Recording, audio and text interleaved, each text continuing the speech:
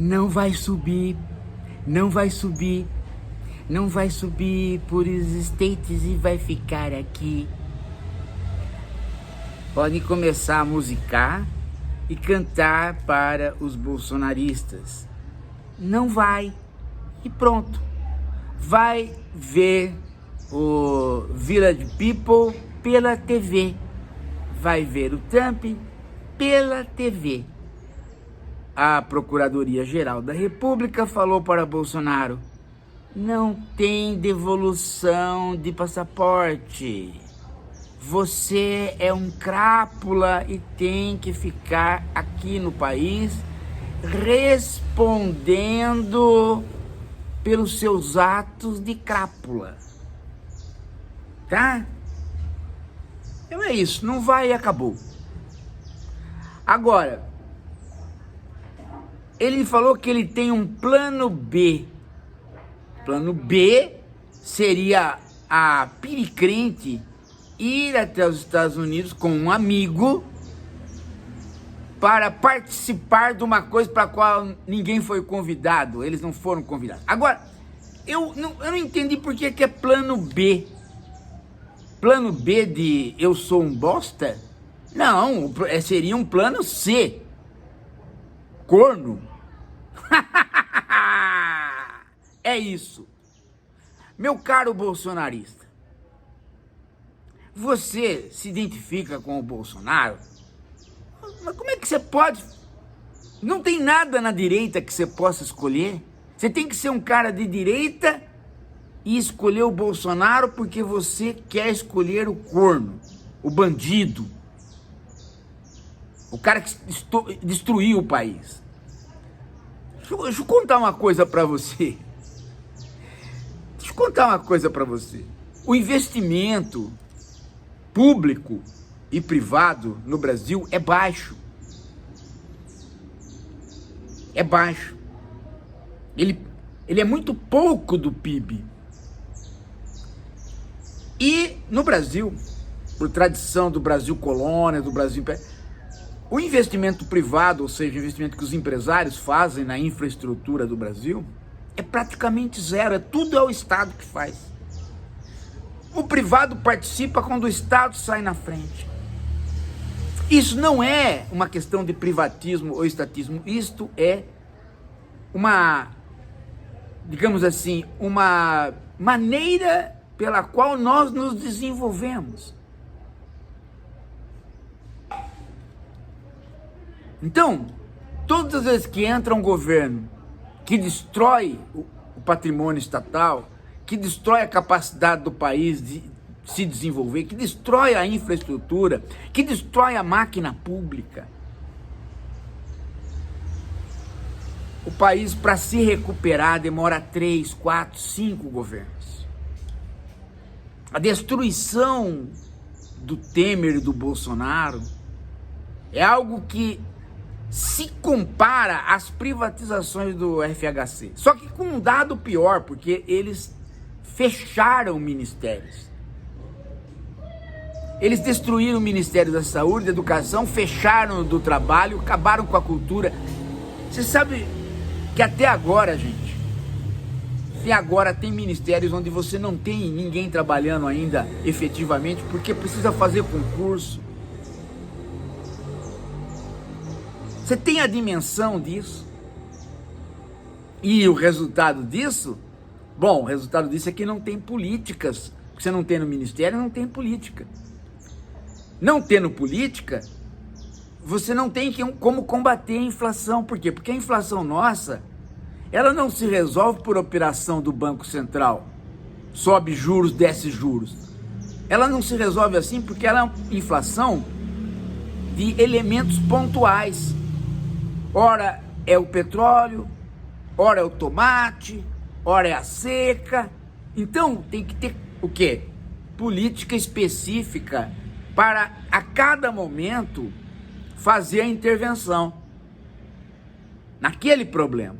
Faltou tomate? Bom, tinha que ter financiado o pequeno produtor para ter tomate para repor. E assim você diminui o preço setorialmente. Tem várias coisas que são assim. várias coisas.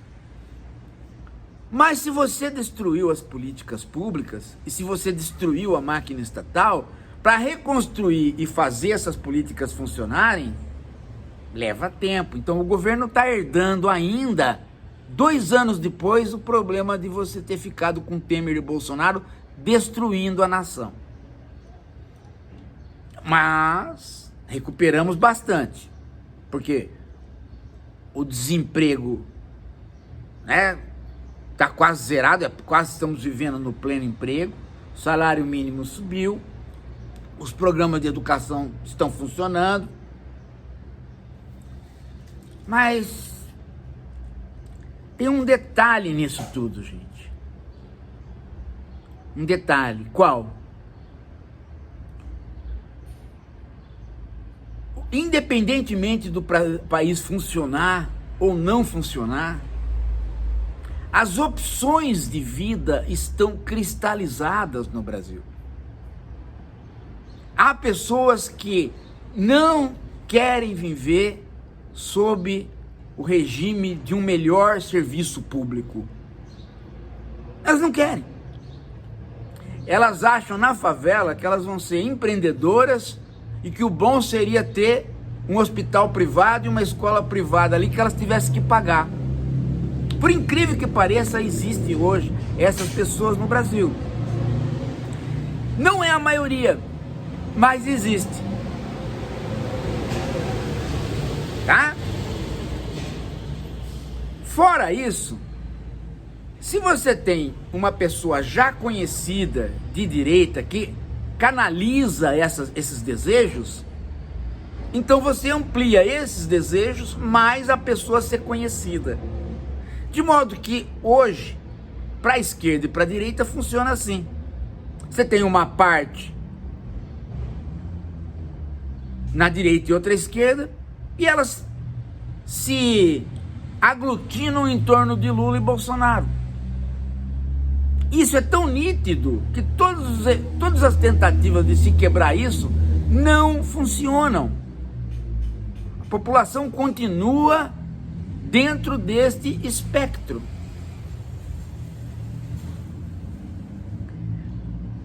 Quer uma prova? A prova é exatamente o modo pelo que eu comecei o vídeo. Qual? O Bolsonaro não vai para os Estados Unidos. Feito uma pesquisa na população, quantas pessoas acharam que ele deve ir e quantas pessoas acharam que ele não deve ir? Como a questão é pessoal, é em relação a Bolsonaro, rachou o país de novo. O que mostra que a questão não é ele vai ou não vai. A questão é, todas as vezes que você pergunta alguma coisa do Lula, racha o país. Todas as vezes que você pergunta uma coisa do Bolsonaro, racha o país. Tem gente que fica chorando o tempo todo por conta disso. Não percebeu que as coisas se cristalizaram e isso não diminui nem um pouco a liberdade ou a inteligência do brasileiro. Simplesmente é uma opção. Uma boa parte quer um serviço público melhor, outra boa parte acha que o serviço público nunca vai ser melhor. Estas duas partes, né? Esquerda e direita, quando você não tem figuras que a representem, ou tem uma figura que a representa e a outra não, então o voto oscila. Mas quando essas duas partes têm duas figuras que a representam, e é o caso do Lula e Bolsonaro, você vai ter uma divisão do país para todas as questões. Pouca coisa faz oscilar. O que significa isso em termos eleitorais? Significa que a eleição vai ser decidida pela capacidade que nós tivermos de não deixar uma fake news decidir a eleição. Então, todo o empenho no âmbito das comunicações e da possibilidade de reação rápida em relação à fake news tem que ser construída nesses 2 anos. Isso não é uma questão técnica, não é uma questão de você ter a capacidade, porque tem gente que ainda está insistindo mesmo no governo que é uma questão de capacidade de estar na rede, de estar na mídia. Não é. Então, estar na mídia é uma questão que teria que estar.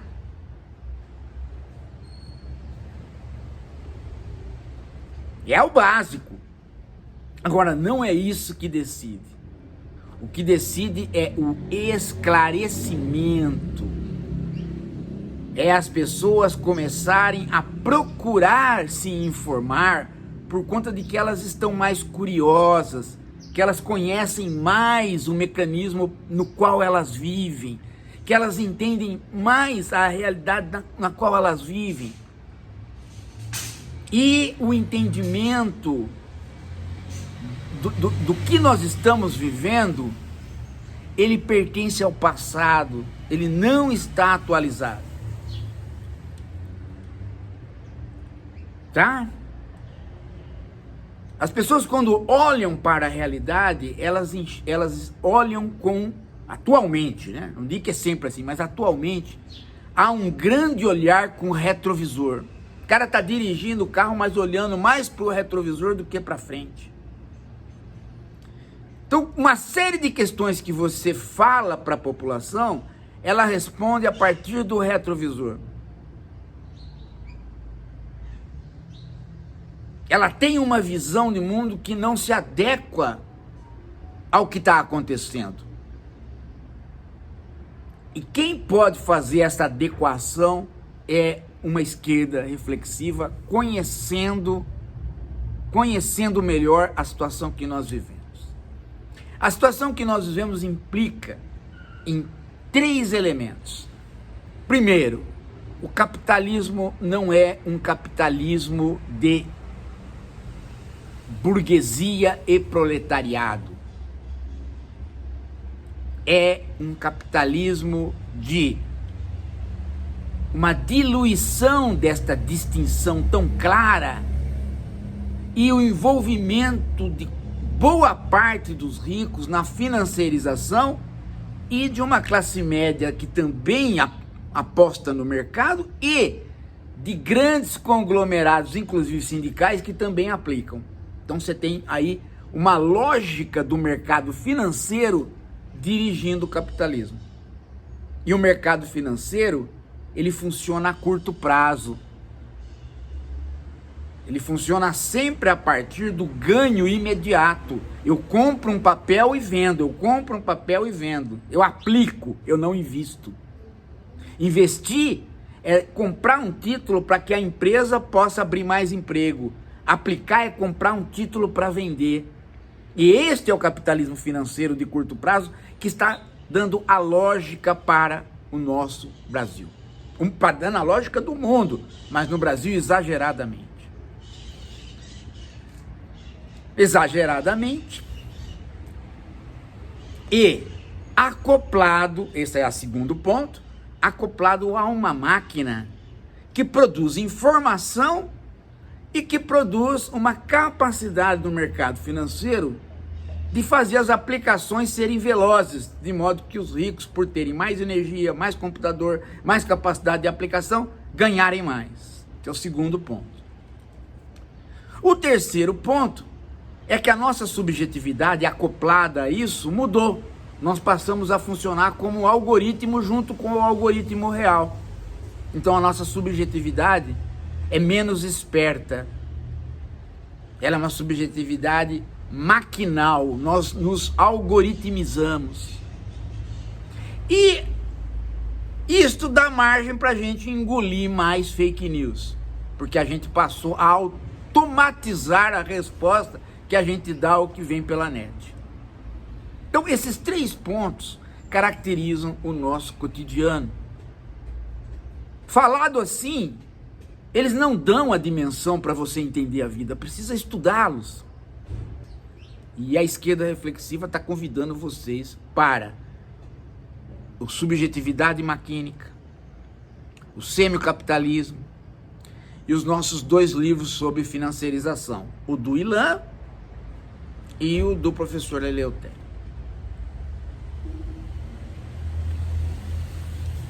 Nós vamos disputar o destino do país daqui a menos de 2 anos. Se nós perdermos, nós vamos jogar fora, gente. Nós vamos jogar fora o Brasil. Depende de nós da esquerda reflexiva, gente. Como, aliás, na última eleição também dependeu.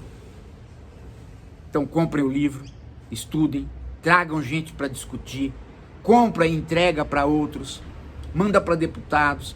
Quem tem ligação com algum partido de esquerda, movimenta essa discussão. Começa, gente. Começa. Podem ver que o próprio ritmo dos vídeos e a maneira como eu estou conversando mudou. Porque eu estou sentindo de perto o perigo.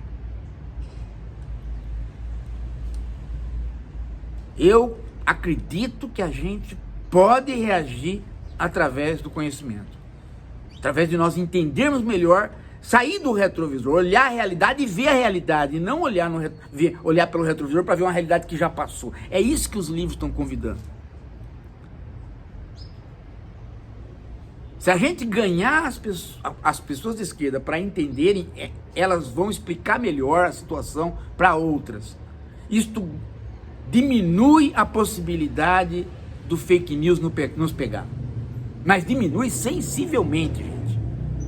Diminui sensivelmente. Diminui sensivelmente. E numa situação tão apertada, de disputas tão apertadas entre esquerda e direita, qualquer 500 votos decide a eleição. Chegou a nossa hora, hein? Daqui a pouco a gente volta.